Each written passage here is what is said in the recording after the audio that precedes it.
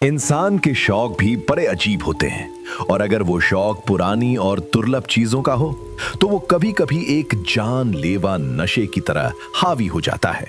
अनिमेष राय, उम्र 34 साल, पेशे से एक बड़ी कंपनी का आर्किटेक्ट होने के बावजूद उसका असली मन पार्क स्ट्रीट की अंधेरी गलियों की उन पुरानी एंटीक दुकानों में भटकता रहता था। वहीं उसकी मुलाकात बिमल बाबू से हुई। क्यों बिमल बाबू, कोई नया माल आया क्या? या आज भी वही पुराना टूटा हुआ टाइपराइटर दिखाकर विदा करेंगे? अरे अनिमेष बाबू, आपकी आंखें तो जौहरी की आंखें हैं। आपके लिए एक चीज बचा कर रखी है, लेकिन वो थोड़ी अलग है। बिमल बाबू ने मेज के नीचे से मखमल का एक छोटा डिब्बा निकाला। ढक्कन खुलते ही पूरा कमरा जैसे एक नीली रोशनी से भर गया। एक विशाल आकार की अंगूठी, पत्थर नीला था, लेकिन उसकी गहराई में आग की लपट जैसा एक लाल बिंदु धक धक कर रहा था। ये कोई साधारण नीलम नहीं है बिमल बाबू, ये लाल चमक कैसी है? जैसे अंदर किसी ने खून जमा कर रखा हो। यही है रक्तमुखी नीलम। उड़ीसा के एक पुराने राजघराने की कुलदेवी का आभूषण था ये, लेकिन एक समय वो राजवंश नष्ट हो गया। सुना जाता है कि ये पत्थर खाता है। क्या खाता है? पैसा? या आप जैसे व्यापारियों की बुद्धि? खून खाता है अनिमेष बाबू। ये पत्थर जिसके पास रहता है उससे वो भोग मांगता है। मैं आपको ये देना नहीं चाहता, लेकिन आप पुराने ग्राहक हैं इसलिए दिखाया। अनिमेष इन सब बातों पर विश्वास नहीं करता। उसने जिद करके मोटी रकम देकर अंगूठी खरीद ली, लेकिन बिमल बाबू के चेहरे का वो अजीब खौफ उसने गौर नहीं किया। अनिमेष कुंवारा है। इस विशाल घर में उसके और उसके पुराने नौकर हरि के अलावा कोई और नहीं है। रात के 10 बजे हैं। बाहर झमाझम बारिश शुरू हो गई है। अनिमेष ने अंगूठी उंगली में पहनी। ठीक उसी पल उसे महसूस हुआ जैसे बर्फ से ठंडे हाथों की एक जोड़ी उसकी गर्दन पर रख दी गई हो। कौन? हरी, तुम यहां हो? नहीं बाबू, मैं तो पानी लेने गया था। क्या आपने किसी को बुलाया? नहीं, मतलब लगा जैसे कोई पास खड़ा है। जाओ, सोने का इंतजाम करो।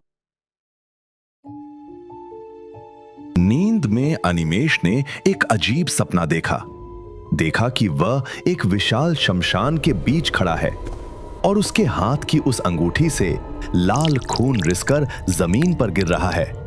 उस खून को पीने के लिए अंधेरे से सैकड़ों साए निकल कर आ रहे हैं। हरी, हरी, क्या हुआ? अनिमेष टॉर्च लेकर ऊपर गया। देखा कि हरि फर्श पर गिरा हुआ है। उसके हाथ से खून बह रहा है। एक कांच का गिलास टूटकर उसके हाथ में घुस गया है। लेकिन अजीब बात यह थी कि फर्श पर खून की एक बूंद भी नहीं थी, जैसे किसी ने सारा खून सोख लिया हो। अगली सुबह अनिमेष ने देखा कि अंगूठी उसकी उंगली में इस तरह बैठ गई है कि उसे उतारा नहीं जा सकता। उंगली की खाल नीली पड़ गई है। बिमल बाबू ठीक कह रहे थे। ये पत्थर नहीं, ये एक परजीवी है। ये मेरा खून सोख रहा है। अनिमेष ने साबुन और तेल से अंगूठी निकालने की कोशिश की, लेकिन पत्थर जैसे उसके शरीर के मांस के साथ घुलता जा रहा था। यह नीलम अनिमेष के शरीर पर कब्जा करने लगा था। मुझे कोई बचाओ! हरी, डॉक्टर को फोन करो। डॉक्टर से क्या होगा बाबू? उसे तो खाना देना होगा। वो बहुत भूखा है। अनिमेष पागलों की तरह हाथ से अंगूठी निकालने की कोशिश कर रहा है, लेकिन पत्थर का वो लाल बिंदु अब आग के गोले की तरह जल रहा है। उसने गौर किया कि उसके हाथ की नसें नीली से काली पड़ती जा रही हैं। बदहवास होकर वो फिर से बिमल बाबू की दुकान पहुंचा, लेकिन वहां जाकर देखा कि दुकान का शटर आधा गिरा हुआ है।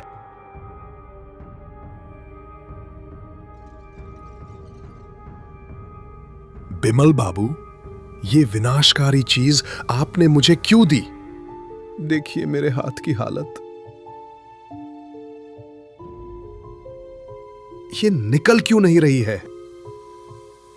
मैंने तो मना किया था अनिमेष बाबू, ये जिसकी उंगली में एक बार बैठ जाता है उसे खत्म किए बिना नहीं छोड़ता। इसका नाम रक्तमुखी क्यों है जानते हैं? क्योंकि ये खून के अलावा और कुछ नहीं पहचानता। फालतू बातें मत कीजिए। इस अंगूठी का स्रोत कहां है? इससे बचने का उपाय क्या है? इसका स्रोत इस शहर की कोई पुरानी गली नहीं। इसका स्रोत बीरभूम का एक निषिद्ध शमशान है। एक कपालिक ने इसे बनाया था। मैं आपको एक व्यक्ति के पास ले जा सकता हूं, अगर वो दया करे। बिमल बाबू अनिमेष को लेकर तांत्रिक अघोरनाथ के पास गए। उस आदमी की आंखों में देखने पर रीढ़ की हड्डी में सिहरन दौड़ जाती है। अघोरनाथ अनिमेष के हाथ की ओर देखकर अट्टहास कर उठे। देर कर दी तूने बेटा। पत्थर ने तेरे शरीर के साथ संधि कर ली है। वो अब तेरे हृदय की धड़कन को पहचान चुका है। बाबा, मुझे बचाइए, मैं और नहीं सह पा रहा हूं। लग रहा है नसों में आग बह रही है। इसे लौटाना आसान नहीं है। इसे शांत करने के लिए भोग देना होगा। आज अमावस्या है। आज रात ही तेरे घर की छत पर एक यज्ञ करना होगा। याद रखना, पत्थर खून चाहता है। अगर कोई और खून उसे देगा तो शायद वो तुझे मुक्ति दे दे, लेकिन अगर यज्ञ में चूक हुई तो पत्थर तेरी आत्मा समेत तुझे खींच लेगा। तांत्रिक अघोरनाथ ने मंत्र पढ़ना शुरू कर दिया है। अनिमेष का हाथ आग के ऊपर रखा है।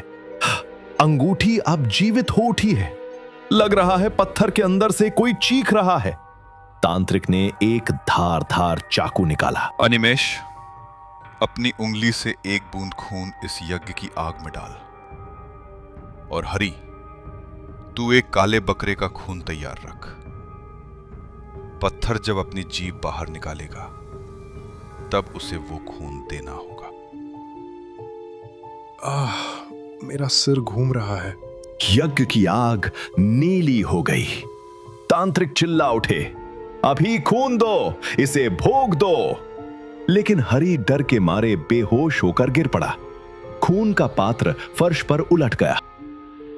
हरि नहीं, तांत्रिक बाबा कुछ कीजिए। बिना भोग के ये नहीं जाएगा। इसे अब बड़ा शिकार चाहिए। अचानक अनिमेष ने देखा अंगूठी खुद ब खुद उंगली फाड़कर बाहर निकल आई। लेकिन जाने से पहले उसने अनिमेष के हाथ की कलाई तक के हिस्से को काले धुएं से ढक दिया।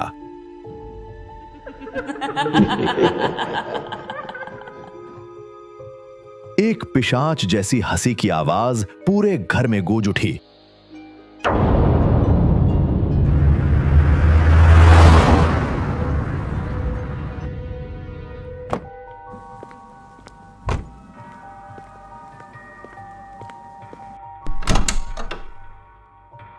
सुबह पुलिस ने आकर देखा कि अनिमेष ड्राइंग रूम में बैठा है।